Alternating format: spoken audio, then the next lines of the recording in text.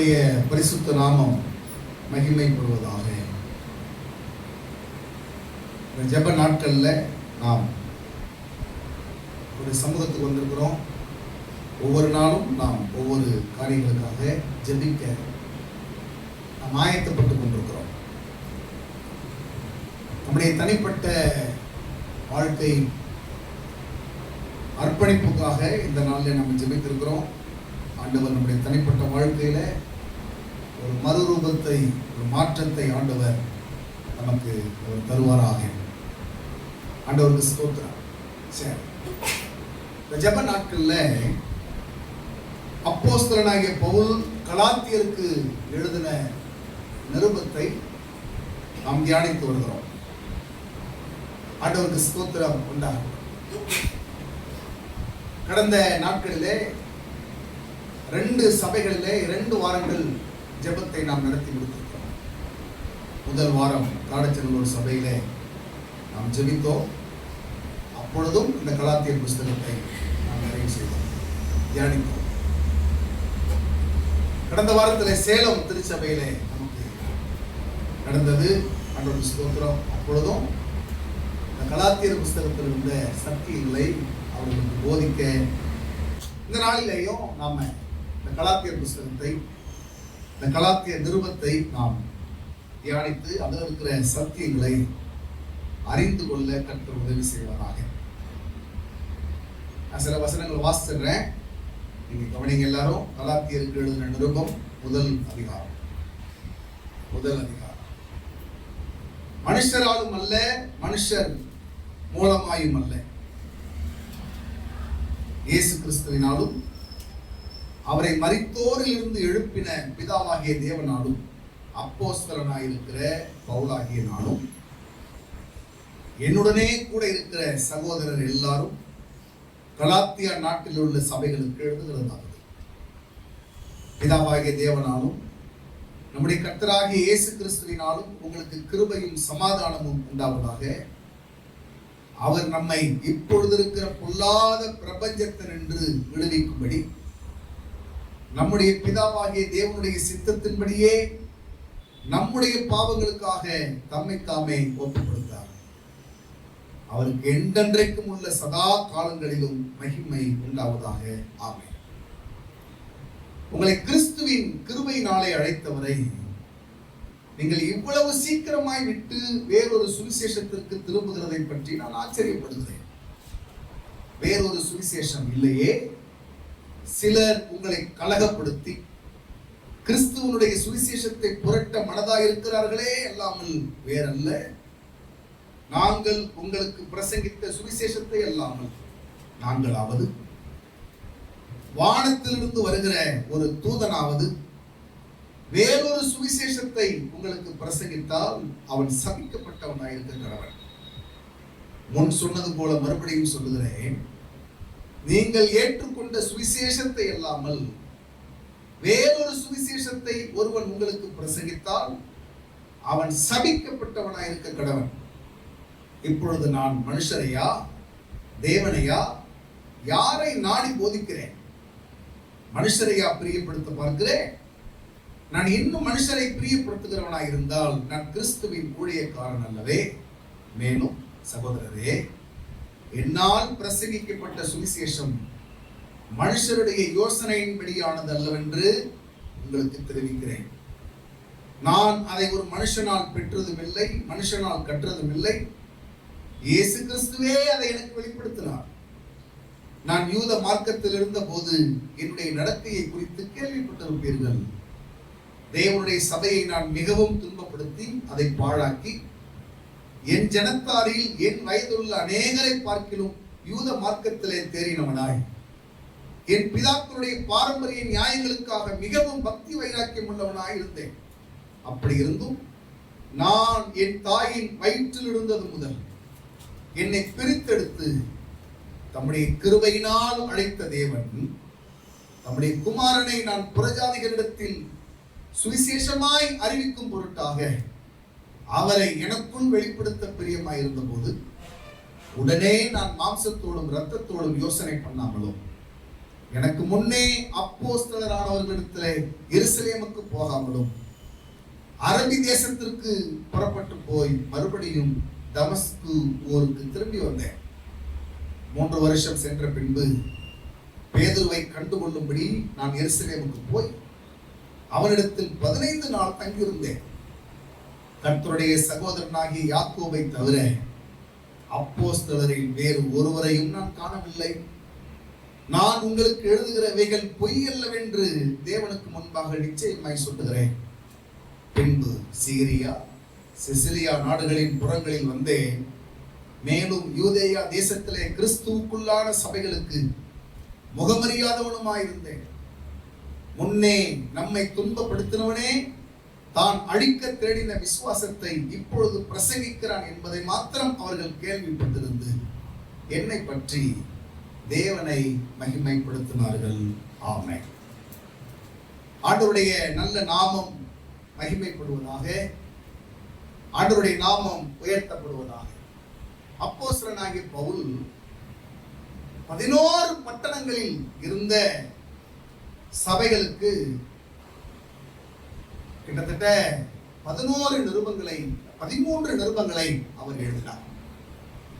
நல்லா கவனிங்க. கர்த்தருக்கு ஸ்தோத்திரம். ஆண்டவருக்கு மகிமை உண்டாகட்டும். இப்பொழுது இந்த கலாத்தியா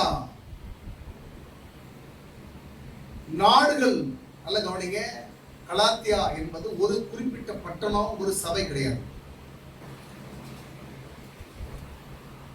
இப்ப பிலிப்பியருக்கு எழுதின நிருபம் அப்படின்னா பிலிப்பு பட்டணத்திலிருந்து அந்த ஒரு சபைக்காக எழுதப்பட்டது. சரிதானா? எபேசியருக்கு எழுதின நிருபம் அப்படின்னா எபேசு பட்டணத்திலிருந்து அந்த ஒரு சபைக்காக எழுதப்பட்டுச்சு. ஆனா இந்த கலாத்தியருக்கு என்று ஒரு சொல்லுகிறாரே, இது ஒரு பட்டணம் அல்ல, ஒரு மாகாணம். அது ஒரு பெரிய ஒரு மாவட்டம் போல நம்ம ஈஸியா புரிஞ்சுக்கிட்டு. அந்த மாகாணங்களில் இருந்த சபைகளுக்கு இவர் ஸ்தோத்திரம் இந்த நிருபத்தை எழுதினார். ஆண்டவருடைய நாமத்துக்கு ஸ்தோத்திரம் உண்டாகட்டும். அது எங்க இருக்கிறது?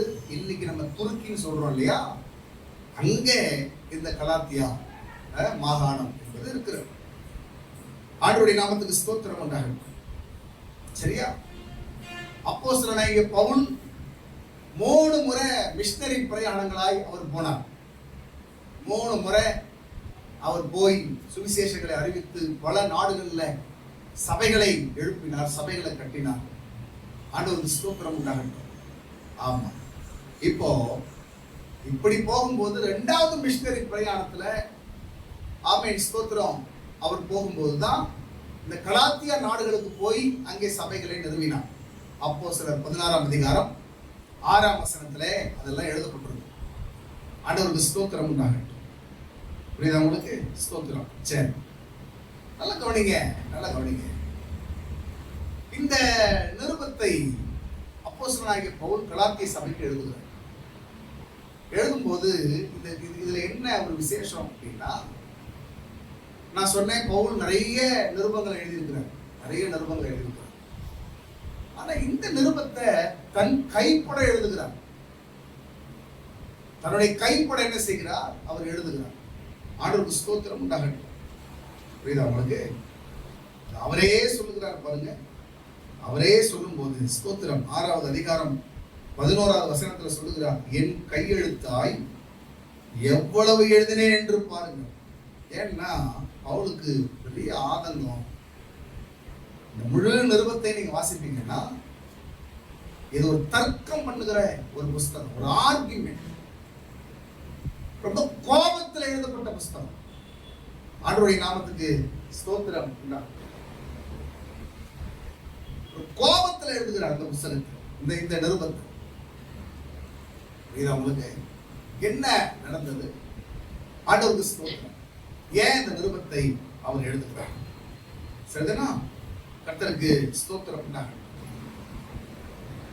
ஆண்டவர் அப்போஸ்தலனாகிய பவுலை எங்க இருந்து ரட்சிக்கிறார் அப்படின்னா, அவன் ஒரு யூதன். யூதன்னா சாதாரணமா சொல்லிக் கொள்ளக்கூடிய ஒரு யூதன் அல்ல. பிலிப்பு சபைக்கு அவர் சொல்லும்போது சொல்லுகிறார், நியாயப்பிரமாண சட்டத்தின்படி நான் குற்றம் சாட்டப்படாதவன். நியாயப்பிரமாணத்துடைய சட்ட திட்டங்கள் எல்லாம் ஒரு பக்கம் நீங்கள் எழுதி வைத்து எல்லாத்தையும் வாசித்து ஸ்தோத்திரம், இதுல எதையாவது நீ செய்யல அப்படின்னு பவுல் என்ன செய்ய முடியாது? குற்றம் சாட்ட முடியாது. எல்லாத்தையும் செய்யக்கூடிய ஒரு மனுஷன், அவ்வளவு பக்தி வைராக்கியமா இருந்த மனுஷன். அப்படி இருந்த பவுலை ஆண்டவர் ரட்சித்தார். ஆண்டவர் ரட்சித்தார். ஆண்டவர் ரட்சித்து ஆண்டவருக்கு ஸ்தோத்திரம், அவரை கொண்டு ஆண்டவர் சபைகளை ஸ்தாபிக்க அவர் விரும்பினார். கர்த்தருக்கு ஸ்தோத்திரம் உண்டாகட்டும்.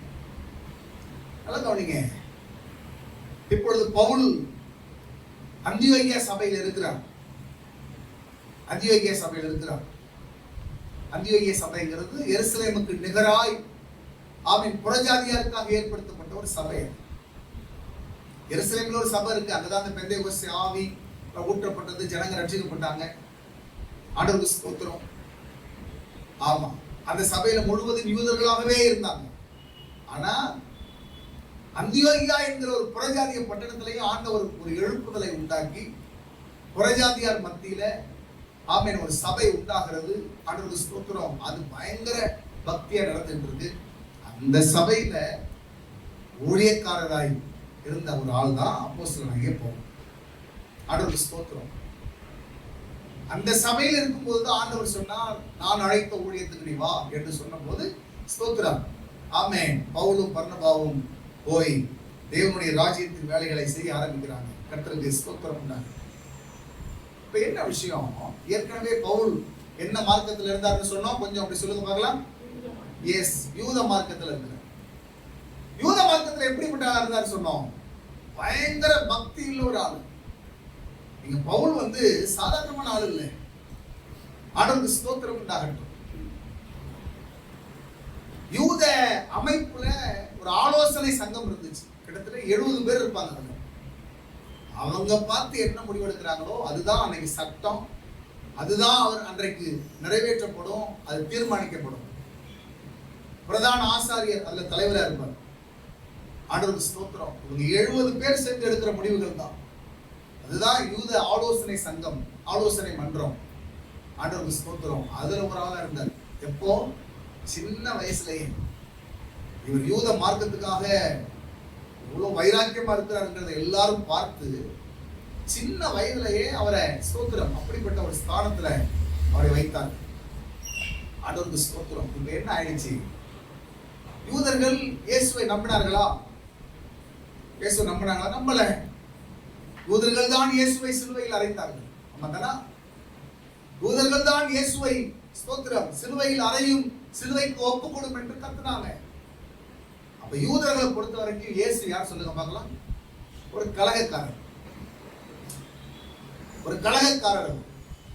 ஆமா. ஏன்னா இயேசுநாதர் செய்ததெல்லாம் நியாய பிரமாணத்துக்கு விரோதமா செய்தது போலவே பார்த்தான். அவர் படிக்க போய் ஸ்தோத்திரம் புறஜாதிய மக்களோட உட்கார்ந்து பேசுவார், பழகுவார், அவங்க கூட சாப்பிடுவார். அது அவனுக்கு பிடிக்காது. அவனுக்கு பிடிக்காது. ஆண்டவருக்கு ஸ்தோத்திரம். அதனால இயேசுவை கலகக்காரர் போலவே பார்த்தார். நடந்தது என்ன? ஆண்டவர் ஸ்தோத்திரம் ஆமென் சிலுவையில் அறையுண்டு அவர் மரித்தார், உயிர்த்தார், பரலோகத்துக்கு போயிட்டார். இப்பவும் யூதர்கள் எப்படிதான் இயேசுவை பார்க்கிறான்? இயேசு ஒரு கலகக்காரர், நியாயப்பிரமாணத்துக்கு விரோதமா போதிக்கிறவர். இப்படிதானா? ஏன்னா ஆண்டவருடைய வார்த்தைகள் ரொம்ப அவரை ரொம்ப விசனப்படுத்திருச்சு. ஒரு முறை சொன்னார், எல்லாரும் சொல்லிட்டு இருக்காங்க, ஆண்டவரே இந்த ஆலயத்தை பார்த்தீங்களா, எவ்வளவு சூப்பரா இருக்கு பார்த்தீங்களா அப்படி சொல்லும் போது இவர் சொன்னார், இதை இடித்து போடுங்கள், 3 நாளைக்கு நான் என்ன செஞ்சிருவேன், இதை கட்டுவேன். அது அவனால பொறுத்து கொள்ள முடியல. யூதர்களுடைய அடையாளமே தேவாலயம். ஆண்டவர் தந்த சிலாக்கியங்களில் ஒரு சிலாக்கியம் ஆமென் தேவாராதனை என்று பவுல் எழுதுகிறான். ரோமர் 9ஆம் அதிகாரத்துல தேவாலயத்து ஆராதனை, அதான் அர்த்தம். ஆண்டவருக்கு ஸ்தோத்திரம். புரியுதா? இப்போ இயேசுவை எப்படியோ தன்னுடைய மன்னத்தை எல்லாம் தீர்த்து அவரை சிலுவையில் அறைந்து ஸ்தோத்திரம் ஆமென் அவரை கொலை செஞ்சாச்சு. இப்ப என்ன நடக்குது? ஆண்டவருக்கு ஸ்தோத்திரம். எருசலேம்ல சபை உண்டாகிறது. இதை நீங்க பின்னணி கொஞ்சம் புரிஞ்சுக்கிடுங்க, பிறகு நான் அதை விளக்கி சொல்றேன். எருசலேம்ல சபை உண்டாகிறது. சபை ஆரம்பிக்கப்பட்டுச்சுன்னா 120 பேர் இருந்தாங்க. பேதுரு எழுப்பி பிரசங்கம் பண்ணுகிறார். 3000 பேர் ரட்சிக்கப்பட்டு வராங்க. அதற்கு பிறகு ஸ்தோத்திரம் தேவாலயத்தில் ஒரு அற்புதம் நடக்குது. அங்க ஒரு பிரசங்கம் பண்ணுகிறார். 5000 பேர் ரட்சிக்கப்படுறாங்க. பிறகு நீங்க 6ஆம் அதிகாரத்துக்கு வரும்போதெல்லாம் எருசலேமிலே சீஷரின் தொகை பெருகிற்று அப்படின்னு இருக்கும். ரட்சிக்கப்படுகிறவர்களை கர்த்தர் அனுதினமும் சபையிலே சேர்த்து கொண்டு வந்தார் அப்படின்னு எழுதப்பட்டிருக்கும். கவுண்ட் பண்ண முடியல. ஆண்டவருக்கு ஸ்தோத்திரம். இப்ப யூதர்களால இதை தடுத்து நிறுத்த முடியல. எந்த மத அமைப்பினால தடுத்து நிறுத்த முடியல. அதுக்கு இன்னொரு காரணம், ஒண்ணு பரிசுத்த ஆவியானவர் கிரியை செய்து சபை வளர்ந்துகிட்டு இருக்கு. ஏன் அவங்களை டிஸ்டர்ப் பண்ணல தெரியுமா? அங்க இருந்த யூத அமைப்பு, நல்லா புரிஞ்சுக்கிடுங்க, அங்க இருந்த யூத அமைப்பு ஏன் அவங்களை டிஸ்டர்ப் பண்ணல அப்படின்னா, இவர்கள் எருசலேமில் இருக்கிறாங்க, இயேசுவை ஆராதிக்கிறாங்க. ஆமென் ஸ்தோத்திரம். டெய்லி பிரசங்கம், பாடல், ஜெபம் போயிட்டு இருக்கு. இதெல்லாம் ஒரு பக்கம் போனாலும் யூதர்கள் பின்பற்றி வந்த பழைய அந்த நியாயப்பிரமாண கிரியைகள் இருக்குல்ல, உங்களுக்கு புரியுதா? பழைய நியாயப்பிரமாண கிரியைகளையும் இவங்க பிராக்டிஸ் பண்ணிட்டே இருக்கிறாங்க. நல்லா கவனிங்க, நல்லா கவனிங்க. கர்த்தருக்கு ஸ்தோத்திரம். பாஸ்டர் இது சரியா பாஸ்டர் அப்படின்னா, இப்ப இது சரியா தவறான பேசுற இடத்துல நம்ம இல்லை. ஆண்டவருக்கு ஸ்தோத்திரம். புரியுதா உங்களுக்கு? உடனே ஒரு மாற்றத்தை அவங்க கொண்டு வர விரும்பல. ஏன்னா அவங்க எருசலேம்ல இருந்தாங்க. ஸ்தோத்திரம். ஏற்கனவே சபை மேல ஏகப்பட்ட குற்றச்சாட்டுகள் எழுப்பினது. அப்போஸ்தலர் நடவடிக்கைகள் புஸ்தகம் எழுதப்பட்ட பல காரணங்களில் ஒன்று கிறிஸ்தவர்கள் மேல எழுந்த பொய்யான புகார்கள், அவங்க மேல எழுப்பின குற்றச்சாட்டுகள். அப்படிலாம் இல்லப்பா, கிறிஸ்தவங்க நல்லவங்கப்பா, அவங்க ஜெபம் பண்ணினா அவங்க தேசம் ஆசீர்வதிக்கப்படும், அவங்க ஜெபம் பண்ணினா அவங்க ராஜ்யம் ஜெயிக்கும், இப்படியெல்லாம் சொல்லி ஸ்தோத்திரம் லூக்கா எழுதுனதுதான் இந்த புஸ்தகம் அப்போஸ்தலர். அதனால இவங்க என்னதான் ஸ்தோத்திரம் ஆண்டவரை ஆராதித்து வந்தாலும் அந்த நியாயப்பிரமாணத்தின் கிரியைகள் எல்லாம் கொஞ்சம் கொஞ்சம் என்ன பண்ணிட்டு இருந்தாங்க, அதை முழுசா விட்டு வரல. அதனால அது வரைக்கும் யூதர்களுக்கு பிரச்சனை இல்லை. ஓகேப்பா, இவன் இயேசு ஆராதிச்சாலும் இவன் நம்ம சிஸ்டத்துக்குள்ளதான் இருக்கிறான். நான் சொல்றது புரியுதா உங்களுக்கு? நம்ம சிஸ்டத்துக்குள்ளதான் இருக்கிறான் அப்படின்னு ஸ்தோத்திரம் அவர்கள் புரிந்து கொண்டார்கள். புரியுதா உங்களுக்கு? இன்னைக்கும் ஜனங்கள் வந்துட்டு அப்படி எடுத்துக்கிடுவாங்க, அப்படி இருப்பாங்க. உலகம், சம்பிரதாயம், ஊர், பத்து அப்படியே அதுல எடுத்துக்கிடுவாங்க. சபைக்கு வருவாங்க. இப்போ யார் மேல கோவம் வந்துருமா எங்களுக்கு? இந்த சிஸ்டத்துக்குள்ள வராம இருக்காம பாருங்க. வரி கொடுக்காம, உண்மைதானா? வரி கொடுக்காம, நோம்பியில போய் நிக்காம, கொண்டாட்டங்கள்ல போய் நிக்காம இப்படி இருக்கோம் பாருங்க. அவங்களுக்காக தான் கோவம் வரும். மற்றபடி ஆளோட ஆளா போய் இருந்தாச்சுன்னா என்ன பண்ணாது, அவங்களுக்கு கோவம் வராது. இப்போ இந்த எருசலேம்ல இருந்த ஆண்டவருக்கு ஸ்தோத்திரம் அப்போஸ்தலர் சங்கம் இருக்கு இல்லையா, சபை சங்கம் இருக்குல்ல, இவங்க வந்து ஆண்டவருக்கு ஸ்தோத்திரம் அவங்க கொஞ்சம் ப்ளீஸ் பண்ணியே போறாங்க. சில சில சில பிராக்டிஸ்லாம் அவங்க உடைய ஸ்டாப் பண்ணல. உதாரணத்துக்கு பாருங்களேன், நீங்க 3ஆம் அதிகாரத்துக்கு வருவீங்கன்னா அப்போஸ்தலர் 3ஆம் அதிகாரத்துல ஜெப வேலையாகிய எத்தனாவது மணி வேலை? 3ஆம் மணி வேலையா 6ஆம் மணி வேலையா? ஸ்தோத்திரம் எழுதப்பட்டிருக்காங்க. ஆமென் அல்லேலூயா ஸ்தோத்திரம். ஜெப வேலையாகிய 9ஆம் மணி நேரத்துல பேதுருவும் யோவானும். அப்ப என்ன அர்த்தம்? யூதர்கள் ஜெபம் பண்றதுக்கு ஒரு நேரம் வச்சிருக்கான்.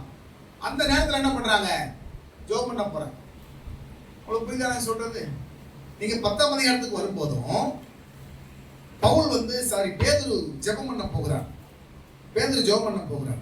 அம்மாவா ஆண்டவருக்கு ஸ்தோத்திரம் உண்டாகட்டும். அங்கே சொல்லப்பட்டிருக்கிறது 10வது அதிகாரம் 3ஆம் வசனத்துல, பகலில் ஏறக்குறைய 9ஆம் மணி நேரத்துல தேவனுடைய தூதன் என்ன செய்தானா, அவன் வந்தான். அந்த நேரத்துல அவன் ஜெபம் பண்ணி கொண்டிருந்தான். 2ஆம் வசனத்துல வாசிக்கிறோம். அப்போ நான் எதுக்கு இதெல்லாம் சொல்றேன், ஏன் பவுல் மேல் ஒரு பெரிய ஒரு புகார் எழும்ப காரணம் என்ன, பவுல வந்து ஏன் யூத சமுதாயம் பகைத்ததுங்கிறது சொல்றேன். அப்ப இந்த அப்போஸ்தலர்கள் 12 அப்போஸ்தலர்களும் அதை ப்ளீஸ் பண்ணி போறாங்க. ஏற்கனவே இருக்கிற அந்த முறைகளை ஃபாலோ பண்றாங்க. ஆண்டவருக்கு ஸ்தோத்திரம். இந்த சூழ்நிலையிலே ஆண்டவர் ஆமென் அந்தியோகியாவுடைய சபையை எழுப்புகிறார். அங்கேயும் பயங்கர எழுப்புதல், அங்கேயும் பயங்கரமா ஜனங்க ரட்சிக்கப்பட்டு சபையில சேர்றாங்க. கர்த்தருக்கு ஸ்தோத்திரம் உண்டாகட்டும். ஆனால் நல்ல கவனிங்க, அந்த சபையிலே ஊழியம் செய்த பவுல், பர்னபா, ஆமென் இன்னும் சில ஊழியர்கள் அங்க இருந்தாங்க. இவங்க யாருமே எருசலேம் அல்லது யூதர்கள் கை கொண்டு வந்த நியாயப்பிரமாணத்தின் கிரியைகளை கை கொள்ளவே இல்லை. நல்லா நியாயப்பிரமாணத்தின் கிரியைகளை அவர்கள் கை கொள்ளவே இல்லை, அவங்க ஃபாலோ பண்ணவே இல்லை. இப்போ நியாயப்பிரமாண கிரியைகள் எல்லாத்தையும் செய்ய முடியுமா? செய்யல. அட்லீஸ்ட் இப்ப பேசிக்கா ஒண்ணு செஞ்சிடணும். என்ன செய்யணும் தெரியுமா? அன்னைக்கு இந்த யூத அமைப்புல ரொம்ப வெறித்தனமா இருந்த சில ஆட்கள்லாம் இருந்தாங்க, ரொம்ப வெறித்தனமா இருந்தாங்க. பரிசேயர்கள் ஒரு கூட்டம் இருந்தது. பரிசேயர்களே 7 பிரிவினரா பிரிஞ்சிருந்தாங்க. அதுல ஒரு கூட்டம்லாம் வெறித்தனமா இருக்கும். நியாய பிரமாணத்துல அது துல்லியமாக கடைபிடிக்கணும். இப்ப இவங்க எதை தரமா போதிச்சாங்க? ஒருத்தன் யூத மார்க்கத்துக்குள்ள வரணும்னு சொல்லி ஒரு புறஜாதியன் விரும்பினா முதல்ல செய்யறது என்னன்னா அவனுக்கு விருத்து சேதனம். நல்லா கவனிங்க. இதை செஞ்சாச்சுன்னா மேக்சிமம் எல்லாத்தையும் என்ன பண்ணியாச்சு, நிறைவேற்றினது கூட அவங்களுக்கு ஒரு திருப்தி இருந்துச்சு. மேக்சிமம் எல்லாத்தையும் அவங்க நிறைவேற்றினது கூட ஒரு திருப்தி இருந்துச்சு. ஏன்னா பலிகள் பண்டிகைகள் இதெல்லாம் பெருசா கொண்டாடப்படலை. உங்களுக்கு நான் சொல்றது புரியுதா? ஏன் கொண்டாடப்படலை? எருசலேமில் இருந்த தேவாலயம் என்ன பண்ணிடுச்சு, ஏற்கனவே தீக்கிரையாக்கப்பட்டுச்சு. பிறகு ஸ்தோத்திரம் செருபாபேலால கட்டப்பட்டுச்சு. பிறகு அதை ஏறுவது கொஞ்சம் மாடிஃபை பண்ணாரு. இப்ப அந்த தேவாலயம் தான் இருக்குது. இயேசுநாதர் வந்த காலகட்டத்தில் ஏறுவது கொஞ்சம் ஆல்டர்னேட் பண்ணி கொடுத்துருக்காரு. அந்த தேவாலயம் தான் இருந்துச்சு. பிறகு கிபி 70 தீத்துராயினால் அது அழிக்கப்பட்டுச்சு. புரியுதா? அப்போ ஒருவன் யூத மார்க்கத்துக்குள்ள வர்றான் அப்படின்னா அவன் அடிப்படையா முதலாவது எதை செய்யணும் சொல்லுங்க? இப்ப சொன்னேன், விருத்த சேதனத்தை செய்யணும். அது செஞ்சாச்சுன்னா ஓரளவுக்கு ஓகே பாங்க நம்மால் அப்படிங்கிறத அவங்க காம்ப்ரமைஸ் பண்ணி போயிடுவாங்க. ஆனா இப்ப அந்தியோகியாங்கிற பட்டணத்துல எழுப்பின இந்த சபையில அங்கே ஊழியர்கள் இருக்கிறாங்க. ஆண்டவருக்கு ஸ்தோத்திரம் உண்டாகட்டும். புரியுதா?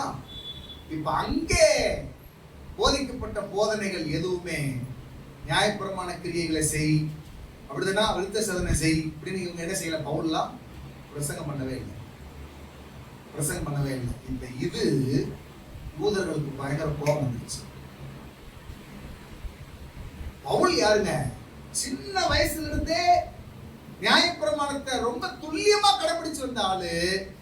ஆனா இப்ப இயேசுவை ஏற்றுக்கொண்ட பிறகு அவன் ரட்சிக்கப்படுறான். அவன் பிரசங்கம் பண்றான், நியாயப்பிரமாண கிரியைகளினாலே ஒரு பிரயோஜனமும் இல்லை. நியாயப்பிரமாணம் ஒருவனையும் பூரணப்படுத்தாது. நியாயப்பிரமாண கிரியைகள் எதுவுமே ஸ்தோத்திரம் உன்னை ரட்சிப்புக்கு கொண்டு போகாது, பரலோகத்துக்கு கொண்டு போகாது. ஆண்டவராகிய இயேசு கிறிஸ்து என் பாவங்களுக்காக மரித்து, எனக்காக என் சார்பிலே அடிக்கப்பட்டு, எனக்காக மரித்து 3ஆம் நாள் உயிரோடு கூட எழும்பினார். அவர் மேல் நான் வைக்கிற விசுவாசம் தான் என்னை ரட்சிக்கும். அவர் மேல் வைக்கிற விசுவாசம் தான் என்னை பரலோகத்துக்கு கொண்டு போகும். இதுதான் சுவிசேஷம். இப்ப இதைத்தான் பவுல் பேசுகிறார். இப்போ ரட்சிக்கப்பட்டு ஜனங்க கூட்டம் கூட்டமா வராங்க இவங்க ஊழியத்துல. ஆனா பவுல் என்ன செய்யல, நியாயப்பிரமாண கிரியைகள்லாம் செய்யணும் என்ன செய்யல, சொல்லல அவரு. இப்போ 2 விதத்துல பவுல் மேல யூதர்களுக்கு கோபம் வந்துச்சு. ஒண்ணு என்ன தெரியுமா? ஒண்ணு என்னன்னா, நல்லா கவனிங்க, ஆண்டவருக்கு ஸ்தோத்திரம். ஒண்ணு, நியாயப்பிரமாண கிரியைக்கு எதிரா பேசுறாங்க. யூதர்களை கேட்டா சொல்லுவான், ரட்சிக்கப்படுறதுக்கு என்னங்க பண்ணணும்? விருத்த சேதனம் பண்ணுப்பா, நியாயப்பிரமாணத்துல சொல்லப்பட்டிருக்கிற வரியை செலுத்துப்பா, நியாயப்பிரமாணத்துல சொல்லப்பட்டிருக்கிற காணிக்கையை செலுத்தப்பா, பலியை செலுத்தப்பா, பண்டிகையை வைப்பா, அப்படியே சொல்லுவான். ஆண்டவருக்கு ஸ்தோத்திரம். ஆனா பவுல் சொல்லுகிறார், புதிய உடன்படிக்கையின் சுவிசேஷம் என்ன சொல்லப்படுது? நீ எந்த கிரியையும் செய்ய வேண்டாம். ஏன்னா எல்லா கிரியையையும் ஆண்டவர் இயேசு நமக்காக அவர் செய்து முடித்திருக்கிறார். அல்லேலூயா. அதனால நீ எந்த செயலை செய்ய வேண்டாம். உன் சரீரத்துல எந்த ஆமென் ஸ்தோத்திரம் முயற்சியை எடுக்க வேண்டாம். விருத்த சேதனம் பண்ண வேண்டாம். எந்த மாம்ச கிரியைகளை செய்யாத, அது உனக்கு பிரயோஜனப்படாது. ஆண்டவராகிய இயேசு கிறிஸ்துவின் மேல் வைக்கிற விசுவாசம் தான் உன்னை ரட்சிக்கும், அதுதான் பரலோகம் கொண்டு போகும் அப்படின்னு அவர் சொன்னதுனாலே, நல்லா கவனிங்க, அவர் சொன்னதுனால ஆண்டவருக்கு மகிமை உண்டாகட்டும், ஆண்டவருக்கு ஸ்தோத்திரம் உண்டாகட்டும். அவர் இப்படி சொன்னதுனால பயங்கர கோபம் வந்துச்சு. என்னடா நியாயப்பிரமாணத்தை கை கொண்ட ஒரு மனுஷன், நியாயப்பிரமாணத்தை ரொம்ப ரொம்ப கட்டாயமா கடைபிடிச்ச ஒரு மனுஷன் இப்ப நியாயப்பிரமாணத்துக்கு எதிராக பிரசங்கம் பண்றான் அப்படிங்கிறது ஒண்ணு.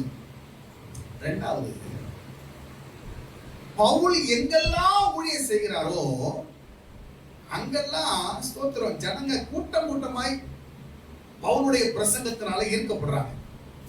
இப்ப உதாரணத்துக்கு பாருங்களேன், 13ஆம் அதிகாரத்துக்கு நீங்க வருவீங்கன்னா, அப்போஸ்தலர் 13ஆம் அதிகாரத்துக்கு வருவீங்கன்னா, ஆண்டவருக்கு ஸ்தோத்திரம் 44, 45 வசனங்கள்ல நான் ஸ்தோத்திரம் உங்களுக்கு வாசிக்கிறேன் பாருங்க.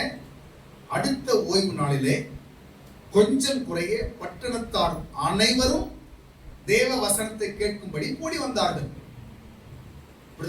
கொஞ்சம் குறைய எல்லாரும் வந்துட்டான். இத பாக்குறாங்க யூதர்கள். அடுத்த வசனத்துல, யூதர்கள் ஜன கூட்டங்களை கண்டபோது பொறாமையினால் நிறைந்து பவுலினால் சொல்லப்பட்டவைகளுக்கு எதிரடையாய் பேசி விரோதித்து தூஷித்தார்கள். புரியுதா உங்களுக்கு? ரெண்டாவது என்ன அவங்க மேல பொறாமை? பவுல் பேசினான்னா அத்தனை பேர் ரட்சிக்கப்பட்டுறாங்க. பவுல் பிரசங்கம் பண்ணாருன்னா அவ்வளோ கூட்டம் கூடிடுது. பவுல் பிரசங்கம் பண்ணாருன்னா ஸ்தோத்திரம் எல்லாரும் இயேசுதான் தெய்வம் அப்படிங்கிறாங்க. இதை பார்க்கும்போது அவங்களால பொறுத்துட முடியல. பொறாமை நம்ம காட்டுக்கும் அதிகமாக போறாங்கப்பா. ஏன்னா அன்னைக்கு யூத மார்க்கத்தை போதித்த போதகர்களும் இருந்தாங்க. அன்னைக்கு யூத மார்க்கத்தை போதிச்ச போதகர்கள் இருந்தாங்க. புரியுதா? அதனால ஸ்தோத்திரம் இதை கண்ட போது பொறாமை. இப்ப என்ன பண்ணாங்க தெரியுமா? என்ன பண்ணாங்கன்னா பவுலுக்கு விரோதமாக ஸ்தோத்திரம், புரியுதா உங்களுக்கு? ஆமா, பொய்யான காரியங்களை பிரித்து பேச ஆரம்பிச்சாங்க. அப்படியே 14ஆம் அதிகாரத்தை பாருங்க. 14ஆம் அதிகாரத்துல 19ஆம் வசனத்துல என்ன எழுதப்பட்டிருக்கு பாருங்க. பின்பு அந்தியோகியாவிலும் இக்கோனியாவிலும் இருந்து சில யூதர்கள் வந்து ஜனங்களுக்கு என்ன செஞ்சாங்களா? சொல்லுங்க போதனை செய்து, அது அடுத்த ஸ்டேஜ். இப்ப என்ன ஆயிடுச்சு? வந்து என்ன பண்ணாங்க? இது ஒரே வார்த்தையை சொல்லிட்டு ஸ்கிப் ஆகுது வசனம். போதனை செய்து, அதுக்கு பிறகு கல்லறிந்து. போதனை செய்துங்கிற இடத்துல நெல்லுங்க. என்னெல்லாம் சொல்லியிருப்பான்னு நினைக்கிறீங்க? முந்தின பட்டணத்துல பயங்கர எழுப்புதல், பயங்கரமா எல்லாரும் ரட்சிக்கப்பட்டு சபைக்கு வந்து, அதாவது ஸ்தோத்திரம் ஊரே கூடிடுச்சு. பட்டணத்துல கொஞ்சம் குறைய பாக்கி எல்லாரும் என்ன பண்ணியாச்சாங்க? ஸ்தோத்திரம் வந்துட்டாங்க. ஆமாவா? ஆனா திடீர்னு ஒரு கூட்டம் இந்த யூதர்கள் வந்து விருத்த சேதனத்தை வலியுறுத்துகிறவர்கள். அது பவுல் இப்படி எழுதுகிறார், கள்ள சகோதரன் எழுதுகிறார். கள்ள போதகர்கள் வந்து என்ன பண்ணிட்டாங்க? பவுலுக்கு விரோதமாய் ஜனங்களை தூண்டி விடுறான். இந்த பவுலை நீங்க நம்புறீங்களா? இந்த பவுல் ஒரு ஏமாற்றுக்காரன், இந்த பவுல் ஒரு பொய்யன், இந்த பவுல் சொல்லுகிற இந்த சுவிசேஷங்கிற பேர்ல சொல்ற இந்த சத்தியம் பொய்யானது, நம்பாதீங்க.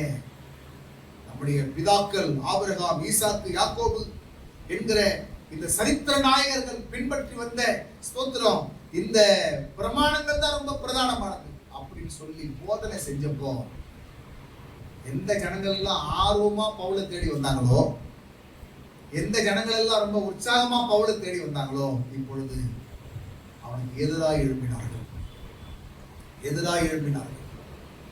ஆண்டவருடைய நாமத்துக்கு ஸ்தோத்திரம் உண்டாகட்டும். சத்துரு இப்படிப்பட்ட ஒரு நிலையை அன்றைக்கு உண்டாக்கினான்.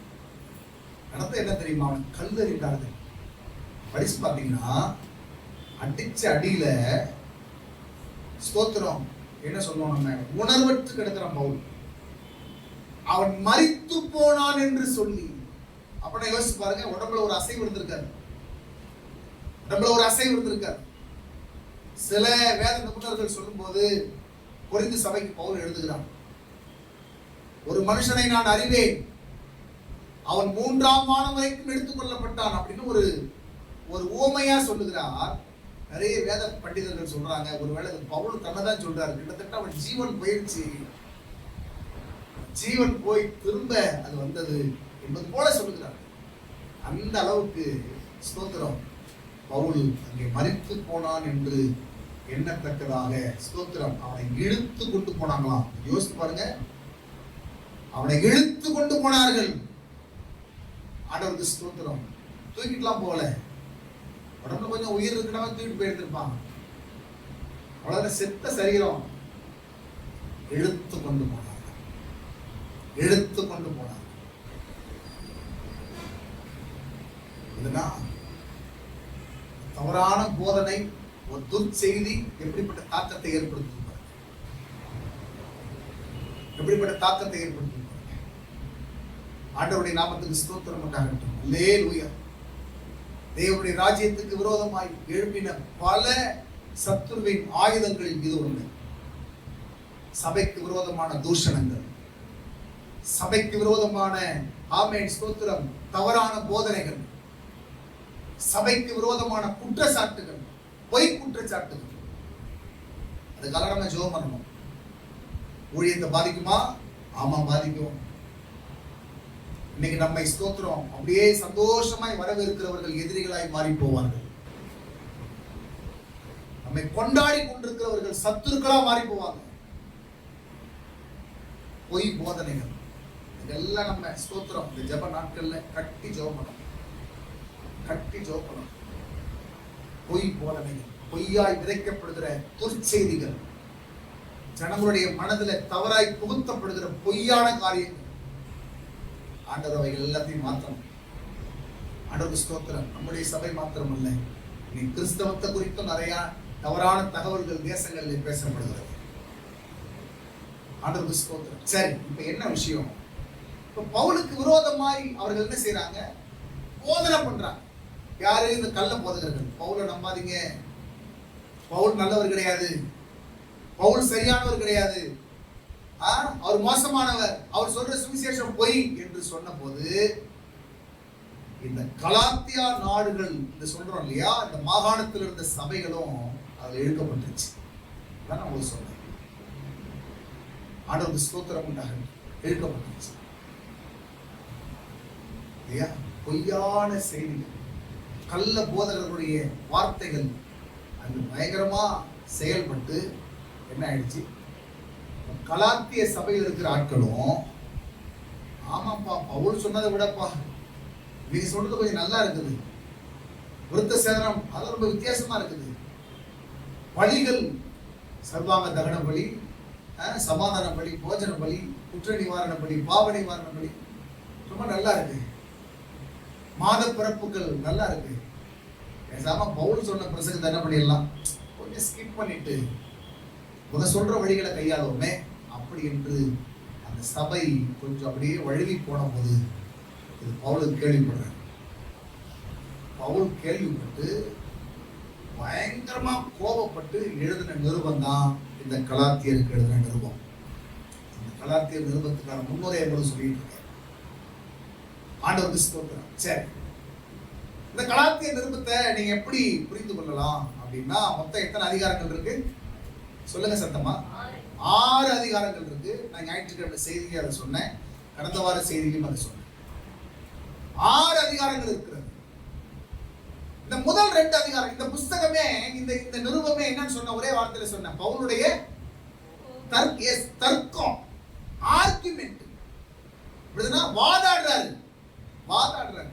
ஸ்தோத்திரம். இப்ப நல்லா கவனிங்க, நல்லா கவனிங்க. ஆண்டவருக்கு ஸ்தோத்திரம்.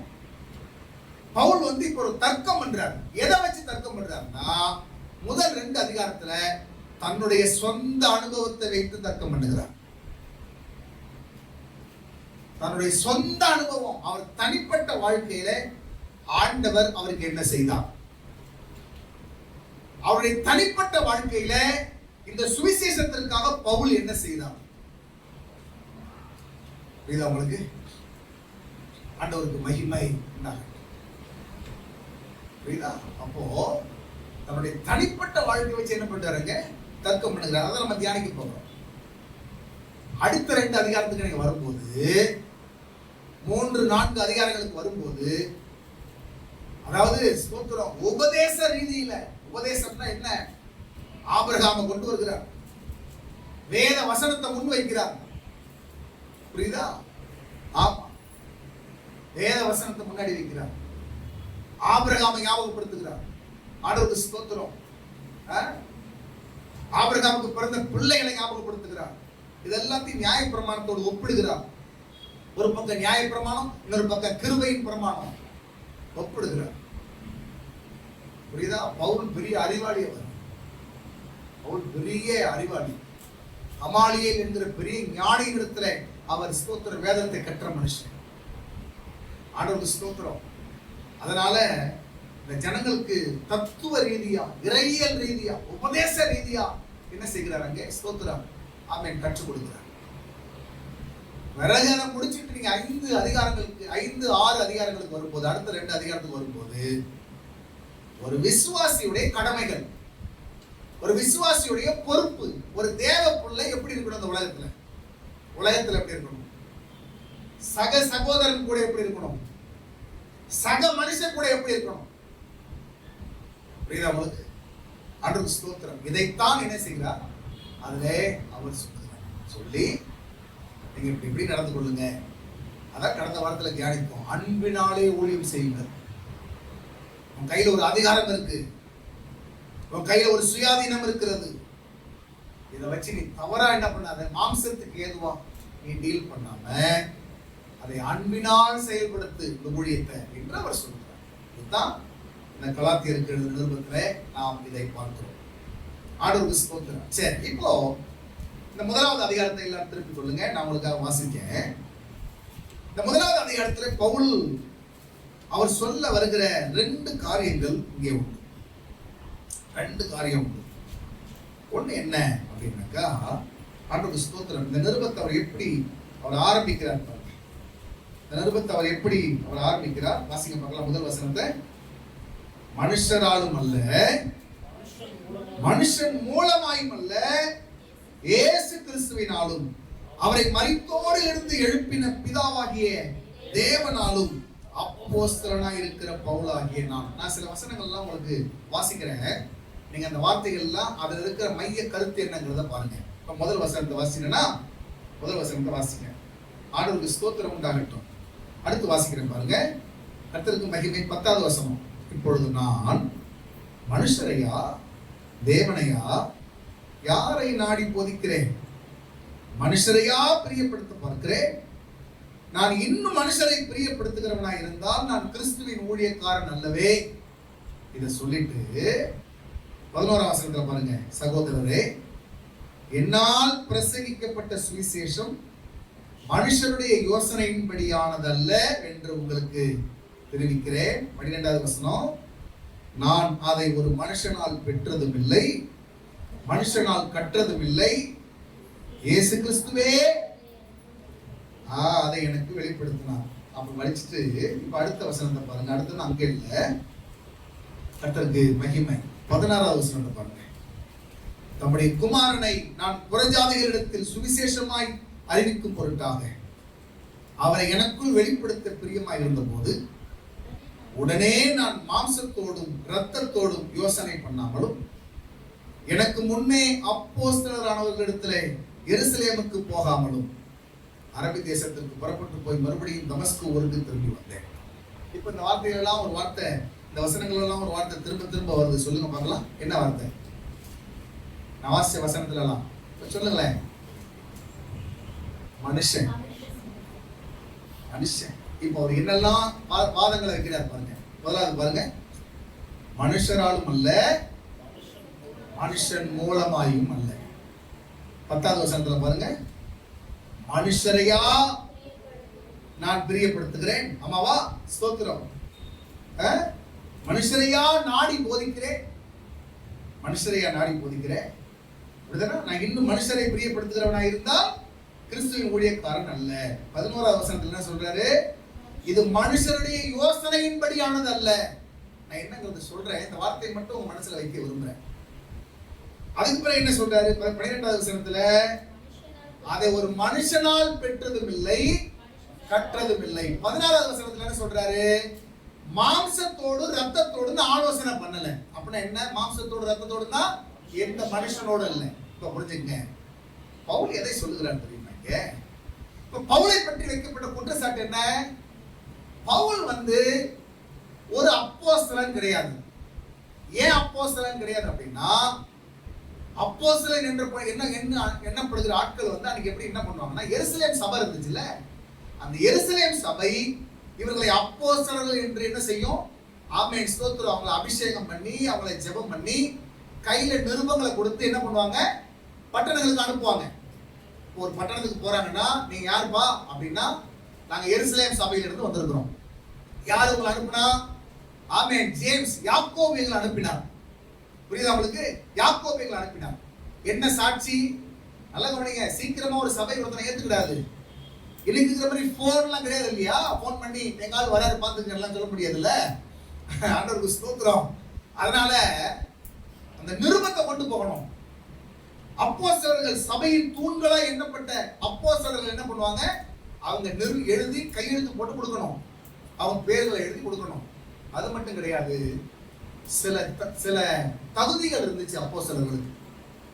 என்ன தகுதிகள் இருந்துச்சுனாக்கா, இயேசு கிறிஸ்துவை அவன் தரிசிச்சிருக்கணும். உயிர்த்தெழுந்த இயேசுவை அவன் என்ன பண்ணிருக்கணும்? தரிசிச்சிருக்கணும். ஆண்டவருக்கு ஸ்தோத்திரம். இதெல்லாம் இருந்து செக் பண்ணி தான் ஒரு சபை, ஒரு அப்போஸ்தலனை என்ன பண்ணும்? ஏத்துக்கணும். ஆனா இப்ப ஆண்டவர் பவுலை எப்படி அப்போஸ்தலன் ஆக்குறாரு பாருங்க. இங்க அப்போஸ்தல சங்கத்துல இருந்து என்ன செய்யல? பவுல் அனுப்பல. ஏன்னா அவர் அந்தியோகிய சபையில இருந்து போயிட்டார். எந்த நிருபத்தையும் கையில கொண்டு போனாரா? கொண்டு போல. ஆண்டவருக்கு ஸ்தோத்திரம். வேற எந்த சிபாரிசு இருந்துச்சா? எந்த சிபாரிசு? அதனால நல்ல கவனிங்க. ஆண்டவருக்கு ஸ்தோத்திரம். பவுலை குறித்து எல்லாரும் சொல்றாங்க, அவன் ஒரிஜினலான அப்போஸ்தலன் கிடையாதுப்பா, ஒரிஜினலான ஊழியக்காரன் கிடையாதுப்பா, அவன் எதையோ சொல்லி பதற்றிட்டு இருக்கான்ப்பா. நீங்க என்ன கேட்டு பாருங்க. அப்போஸ்தல சங்கம் கொடுத்த நிருபம் இருக்குதான்னு கேளுங்க. அவங்க எழுதி கொடுத்த ரெக்கமெண்டேஷன் லெட்டர் இருக்குதான்னு கேளுங்க. பெர்மிஷன் லெட்டர் இருக்குதான்னு கேளுங்க அப்படின்னு சொல்லி விரோதமா தூண்டி விடுறான். இப்ப பவுல் என்ன சொல்றாருன்னா, எப்பா, நான் அப்போஸ்தலன் ஆனது எந்த மனுஷனையும் வைத்து அல்ல, நான் ஊழியக்காரன் ஆனது எந்த மனுஷனையும் கொண்டு அல்ல. அதுதான் சொல்றாரு, மனுஷராலும் அல்ல, மனுஷன் மூலமாயும். என்ன? ஒருத்தன் ரெக்கமெண்டேஷன் பண்ணி நான் அந்த ஊழியத்துக்கு வரல. ரைட்? நான் சொல்றது புரியுதா உங்களுக்கு? ஒரு ஆள் என்ன ரெக்கமெண்ட் பண்ணி என்ன செய்யல, நான் அந்த ஊழியத்துக்கு வரல. என்ன? அப்போஸ்தல சங்கம் என்ன அப்போஸ்தலனா நியமிக்கலப்பா. புரியுதா? சீஷர்கள் கூட்டம் என்ன அப்போஸ்தலனா நியமிக்கல. என்ன நியமிச்சது யார் தெரியுமா? பிதாவாகிய தேவனாலும், அப்படிதானா, கர்த்தராகிய இயேசு கிறிஸ்துவினாலும் அப்போஸ்தலனாகிய பவுல் நான். ஆண்டவருக்கு ஸ்தோத்திரம். அதை தான் சொல்ல வருகிறார். கவனிக்கிறேன். நான் ஊழியக்காரன் ஆயிருக்கிறேன். எந்த மனுஷனும் என் தலையில கையை வச்சு என்ன ஊழியத்துக்கு அனுப்பல. எந்த மனுஷனும் எனக்கு சிபாரிசு பண்ணி என்ன பண்ணல, என்ன ஊழியத்துக்கு அனுப்பல. என்னை கர்த்தரே அனுப்பினார். கவனிங்க நல்லா. ஆண்டவருக்கு ஸ்தோத்திரம். என்னை கர்த்தரே அனுப்பினார் அந்த ஊழியத்துக்கு. ஆண்டவரே ஏற்படுத்தினார் அந்த ஊழியத்துக்கு. அதனால 10வது வசனத்துல, மனுஷரையா தேவனையா யாரை நாடி போதிக்கிறேன். அதனால நான் என் பிரசங்கத்துல எந்த மனுஷனையும் நான் என்ன செய்யல, முன் வைத்து. சில நேரத்துல ஸ்தோத்திரம், சில சில சில மனுஷங்களை ப்ளீஸ் பண்றதுக்கு நிறைய பிரசங்கத்துல அடிச்சு விடுவோம் பாருங்க. இவர் மட்டும் இல்லாம இருந்தாருன்னா, இவர் மாத்திரம் எனக்கு உதவி செய்யாட்டா, இவர் மாத்திரம் எனக்கு சப்போர்ட் பண்ணாம இருந்தாருன்னா, ஸ்தோத்திரம். மனுஷ புகழ் பாடுவாங்க தெரியுமா? சில பிரசங்கங்கள்ல, சில கூட்டங்கள்ல. ஸ்தோத்திரம். ஒரு ஊழியக்காரர் போறேன்னா என்ன நடந்துச்சு அதை சொல்றது இல்லை, ஒரு பெரிய துதி பாடி பெருசா காரியங்களை அள்ளி அப்படின்னு சொல்லுவோம் பாருங்க. அதனாலதான் அவர் சொல்றாரு, நான் யாரை நாடி போதிக்கிறேன்? தேவனையா மனுஷனையா? நான் யாரை புகழ்ந்துட்டு இருக்கேன்னா? அவர் சொல்றாரு, என் பிரசங்கத்துல இயேசுவை மட்டும்தான் உயர்த்திட்டு இருக்கிறேன். எந்த மனுஷனையும் என்ன பண்ணலனா கொண்டாடிட்டு இல்லை, எந்த மனுஷனையும் நான் புகழ்ந்து கொண்டு இல்லை, எந்த மனுஷனையும் நான் ரொம்ப உயர்த்தி கொண்டு இல்லை சொல்லிட்டு சொல்றாரு, நான் இன்னும் மனுஷரை பிரியப்படுத்துகிறவனா இருந்தால் நான் கிறிஸ்துவின் ஊழியக்காரன் அல்லவே. நான் சொல்லிட்டு வரேன் உங்களுக்கு பாருங்க. அதுக்கு பிறகு சொல்றாரு, நான் பிரசங்கம் பண்றேன்ல, நான் போதிக்கிற இந்த பிரசங்கம் இருக்குல்ல, இந்த பிரசங்கம் மனுஷனுடைய யோசனையிலிருந்து வரல. அப்படின்னு அர்த்தம் என்ன? எனக்கு எந்த பைபிள் காலேஜும் கிடையாது. இப்படி பிரசங்கம் பண்ணு, இப்படி நெல்லு, இப்படி சொல்லு, அப்படிதானா, இப்படி நீ ஜனங்களுக்கு போதனை பண்ணு, இப்படி நீ கை வச்சு ஜெபம் பண்ணு, யாரும் சொல்லல. நான் பண்ணுகிற சுவிசேஷம் ஆண்டவர் இடத்துல நேரடியா பெற்றுக்கொண்டதுப்பா. ஆண்டவர் தந்த வெளிப்பாடுகள், ஆண்டவர் தந்த அவருடைய வார்த்தைகள், அதை தான் நான் பிரசங்கம் பண்றேன். மனுஷ யோசனையின் படியானது அல்ல, மனுஷ யோசனையின் படியானது அல்ல. புரியுதா உங்களுக்கு? ஆண்டவருக்கு ஸ்தோத்திரம் உண்டாகட்டும். அது சொல்றாரு, நான் அதை ஒரு மனுஷனால் பெற்றதும் இல்லை, கற்றதும் இல்லை. சரி, இப்போ ஆண்டவர் இந்த அழைப்பை கொடுத்துட்டார். இப்போ ஆண்டவர் ஒரு நாள் திடீரென்று அவர் மேல் ஒரு அழைப்பை வைத்து சொல்லுகிறார், நீ நான் அழைத்த ஊழியத்துக்காக போகணும். நல்லா யோசித்து பாருங்க. இவருக்கு முன்னாடி ஏகப்பட்ட தலைவர்கள் இருக்கிறாங்களா இல்லையா? பேதுரு இருக்கிறாங்க, 12 அப்போஸ்தலர்கள் இருக்காங்க எருசலேம்ல. ஆமா தானா? இவர் என்ன பண்ணிருக்கணும்? புதுசா ஊழியத்துக்கு வர்றாருன்னா என்ன பண்ணிருக்கணும்? நீங்க சொல்லுங்க பார்க்கலாம், என்ன பண்ணிருக்கணும்? சும்மா சொல்லுங்களேன். நமக்கு யார் சீனியர் பாஸ்டர் அவங்களை போய் என்ன செய்யணும்? பார்த்து ஆலோசனை கேட்டு என்னங்க பண்ணலாம், போலாம், எப்படிங்க செய்யணும், இதுதானே கேட்போம். ஆனா இவர் பார்த்தாரு, சொல்லப்பட்டிருக்கிறது, நான் மாம்சத்தோடும் ரத்தத்தோடும் ஆலோசனை பண்ணல, டிஸ்கஸ் பண்ணல. புரியுதா உங்களுக்கு? போலாமா வேண்டாமா? ஒரு பக்கம் போகணும் இருக்கு, ஒரு பக்கம் வேண்டாம் இருக்கு. நீங்க சொல்லுங்க, நீங்க சொன்னா போறேன், நீங்க சொல்லாட்டா நான் போகல இப்படின்னு யாருக்கும் என்ன செய்யல, ஆலோசனை பண்ணல. என்ன நான் சொல்ல வருகிறேன்? தேவனுடைய அழைப்போ, தேவனை குறித்து பண்ணுகிற பிரசங்கமோ, தேவனுக்கு கீழ்ப்படுகிற கீழ்ப்படிதலோ, அப்படின்னா ஆண்டவருக்கு அர்ப்பணித்து வாழ்கிறதோ, எதுவுமே மனுஷனை வச்சு பவுல் முடிவெடுக்கல. ஒரு அல்லேலூயா சொல்லுங்க பார்க்கலாம். அல்லேலூயா. பவுல் ஒரு மனுஷனை வச்சு முடிவெடுக்கலங்க. பவுல் ஒரு மனுஷனை வச்சு முடிவெடுக்கல. ஆண்டவருக்கு ஸ்தோத்திரம். தைரியமா சொல்லுகிறார், நான் இன்றைக்கு பிரகாசிக்கிறேன், நான் போகிற இடங்கள்ல சபைகள் கட்டப்படுது, நான் போகிற இடங்கள்ல அற்புதங்கள் நடக்குது. எப்பா, இதெல்லாம் எந்த மனுஷனாலையும் வரல, ஆண்டவரே எனக்கு தந்தார். நான் உங்களுக்கு சொல்றேன், உங்கள் வாழ்க்கையில் எந்த விஷயத்துக்கும் கர்த்தருக்கு அடுத்த விஷயங்கள் வரும்போது, கர்த்தருக்கு அடுத்த விஷயம் வரும்போது, தேவனுக்கு அடுத்த விஷயம் வரும்போது, அதில் மனுஷ யோசனைகளை உள்ள கொண்டு வராதீங்க. மனுஷர்களை வச்சு ஒரு முடிவு எடுக்காதீங்க. நான் உங்களுக்கு சொல்றேன், மனுஷர்களை வச்சு நீங்க முடிவு எடுக்க கூடாது. ஆண்டவருக்கு ஸ்தோத்திரம். கர்த்தர் உங்களுக்கு ஒரு காரியத்தை வெளிப்படுத்துகிறார், ஒரு பாரத்தை தருகிறார்.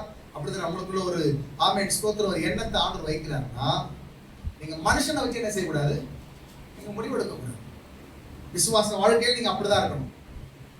விசுவாச வாழ்க்கையில் நீங்க அப்படிதான் இருக்கணும். ஆண்டவருக்கு ஸ்தோத்திரம். புரியுதா? மனுஷர்களுக்காக, புரியுதா? ஆமா, இவங்க செஞ்சாங்கன்னா நான் செய்யறேன், இவங்க வந்தாங்கன்னா நான் வரேன், இப்படிதானா? ஸ்தோத்திரம். என்னை இவர் அலோவ் பண்ணாருன்னா நான் வரேன். வேண்டாம், வேண்டாம். ஆண்டவருக்கு ஸ்தோத்திரம். புரியுதா?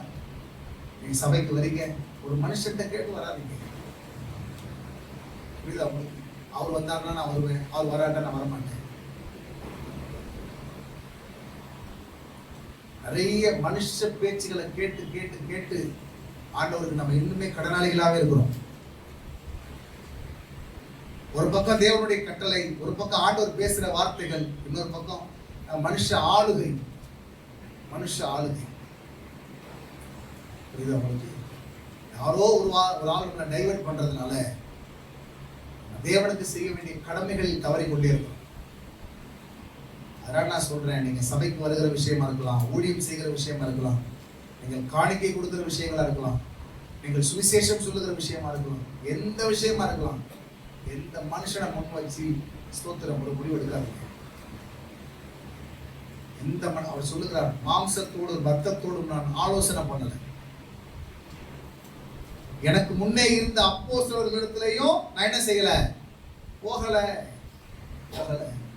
ஒரு முடிவு எடுக்கணும். ஆண்டவரே, ஆமென். எந்த மனுஷன் என்ன சொல்லி என்னுடைய விசுவாச ஓட்டத்தை ஆமென் திருப்பி விட்டுறக்கூடாது.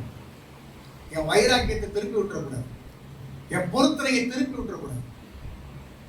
புரியுதா நான் சொல்றது? மனைவி சில நேரத்தில் ரொம்ப உற்சாகமா இருக்கும் சபைக்கு வர்றது,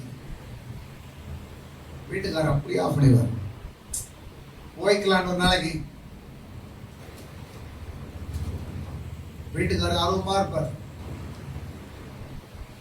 மனைவி ஏதாவது காரணத்தை சொல்லி அதை அப்படியே எடுத்து இதை உங்களுக்கு நீங்க அப்படிப்பட்ட இடத்துல நீங்க இருக்கக்கூடாது. நான் வரணும் தான் பாஸ் நினைச்சேன், என் ஃப்ரெண்ட் என்ன விட மாட்டேதான் பாஸ். சபைக்கு வரணும்னு தான் நினைச்சேன். அந்த கடைசி நேரத்துல அவரு எங்க ரிலேட்டிவ் ஒருத்தர் வந்து என்னை போக விடாம ஆக்கிட்டாரு. சொல்றது புரியுதா? மனுஷனை முன்வைத்து எந்த காரியத்தையும் செய்யாது. கர்த்தருக்கு அடுத்த விஷயத்தை சொல்லிட்டு இருந்தேன், கர்த்தருக்கு அடுத்த விஷயத்தை சொல்லிட்டு இருந்தேன், ஆண்டவருக்கு அடுத்த விஷயங்களை சொல்லிட்டு இருக்கேன். மனுஷரால் அல்ல, மனுஷரை அல்ல, மனுஷன் மூலமாய் அல்ல. அந்த வார்த்தைகள்லாம் அப்படி வகையெடுத்து எழுதுகிறார் பவுல். நான் இன்னும் யாரை நாடி போதிக்கிறேன்? யாரை முன் வச்சு நான் செய்கிறேன்? மனுஷனையா அல்லது தேவனையா? வாழ்க்கையில இதை நீங்க கேட்க வேண்டிய கேள்வி. உங்களை நீங்களே ஸ்தோத்திர பரிசோதித்துக் கொள்ள வேண்டிய கேள்வி. நான் யாருக்காக இதை செய்கிறேன்? நான் யாருக்காக செய்கிறேன்? ஆண்டவர் ஸ்தோத்திரம். பாஸ்டர் வருத்தப்படுவாருங்கிறதுக்கான சர்ச்சைக்கு வரேன்.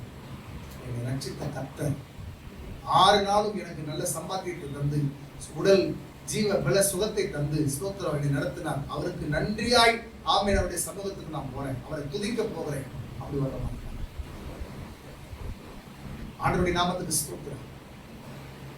உங்களுக்கு அதனால உங்க வாழ்க்கையில் எடுக்கிற ஆவிக்குரிய வாழ்க்கையில் எடுக்கிற எந்த முடிவுகளும் அது ஆண்டவரை மையமாய் வைத்து எடுங்கள். ஆண்டவரை முன் வைத்து எடுங்கள். நீங்க அப்பதான் நமக்கு ஆசீர்வாதமா இருக்கும். கர்த்தருக்கு ஸ்தோத்திரம். அப்பதான் நமக்கு நன்மையா இருக்கும். புரியுதா உங்களுக்கு? மனுஷங்களை பிரியப்படுத்த மனுஷங்க நீங்க இதை செஞ்சு அவர் ரொம்ப சந்தோஷப்படுவாரு, இதை செஞ்சு அவருக்கு விருப்பம், பரலோகம் வருத்தப்படுமே, ஆண்டவர் வருத்தப்படுவாரே. புரியுதா நான் சொல்றது உங்களுக்கு? ஆண்டவர் ஸ்தோத்திரம். எந்த காரியம் ஒரு முடிவு எடுப்போம். ஆண்டவர் ஸ்தோத்திரம். கண்கள் மூடி ஜெபம் பண்ணுவோம். ஆண்டவரே, இந்த வாழ்க்கையில நாங்கள் எதை செய்யலாம்? இந்த வாழ்க்கையில் நாங்கள் எதை செய்யலாம்? நீர் எங்கள் மனதிலே ஒரு பாரத்தை வைக்கும் போது, நீர் எங்கள் மனதிலே ஒரு சிந்தையை வைக்கும் போது, நீர் எங்கள் மனதிலே ஒரு விருப்பத்தை வைக்கும் போது, ஆண்டவரே தேவ ராஜ்யத்தை குறித்த ஒரு திட்டத்தை வைக்கும் போது, கர்த்தருக்கு அடுத்த விஷயத்தை குறித்த ஒரு எண்ணத்தை வைக்கும் போது, அல்லேலூயா, எந்த மனுஷரையும் முன்வைத்து அல்ல ஆண்டவரே, எந்த மனுஷரையும் முன்வைத்து அல்ல ஆண்டவரே, எந்த மனுஷரையும் முன்வைத்து அல்ல. அல்லேலூயா, அல்லேலூயா, ஆமென், ஸ்தோத்திரம். அவருடைய அனுபவம் அதுதான். ஆமென். என் பிரசங்கம் மனுஷருடைய யோசனையின்படியானது அல்ல. அல்லேலூயா, ஸ்தோத்திரம். அதை ஒரு மனுஷரால் பெற்றதும் இல்லை, கற்றதும் இல்லை. ஆமென், ஸ்தோத்திரம். ஒரு மனுஷன் என்னை தடை செய்கிறான் என்பதற்காக ஆண்டவரே, அல்லேலூயா, ஸ்தோத்திரம். ஆமென். நான் அப்படியே பின்வாங்கிட கூடாது, அதை மாற்றிக்கொள்ள கூடாது, அதை மாற்றிக்கொள்ளக்கூடாது. அல்லேலூயா, ஸ்தோத்திரம். ஒரு மனுஷன் என்னை தடுக்கிறாங்கிறதுக்காக. ஆமென், ஆமென், ஆமென். நிறைய நேரத்துல மனுஷர்களை பிரியப்படுத்த தேவ சமூகத்தை தவற விட்டுருக்கிறோம். ஆண்டவரே, உமக்கென்று நாங்கள் செய்ய வேண்டிய கடமைகளில் தவறி இருக்கிறோம். ஆண்டவரே, உங்க ஊழியத்தை நாங்கள் சரிவர செய்யாம இருந்திருக்கிறோம். ஆண்டவரே, உமக்கு பிரியமானதை நாங்கள் செய்யாம இருந்திருக்கிறோம். ஆண்டவரே, அல்லேலூயா, உமக்கு கொடுக்க வேண்டியதை கொடுக்காம இருந்திருக்கிறோம். எனக்கு உதவி செய்வீராக.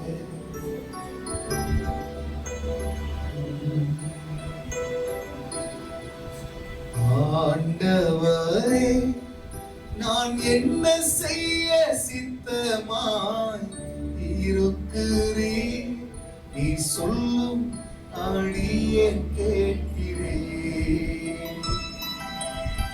ஆண்டவரே நான் என்ன செய்ய சித்தமாய் இருக்கிறேன், நீ சொல்லும் அடியேன் கேட்கிறேன், நீ சொல்லும் அடியேன் கேட்கிறேன். பரிசுத்தமும் இரக்கமும் உள்ள நல்ல பிதாவே, உம்முடைய திருக்குமாரனாகிய இயேசுவின் நாமத்தில் உம்மை நோக்கி நாங்கள் பார்க்கிறோம். நீர் நல்லவர், அற்புதமானவர், அதிசயமானவர், நன்மைகளின் நாயகர். உம்மை நாங்கள் மனதார துதிக்கிறோம், உம்மை ஸ்தோத்திரிக்கிறோம்.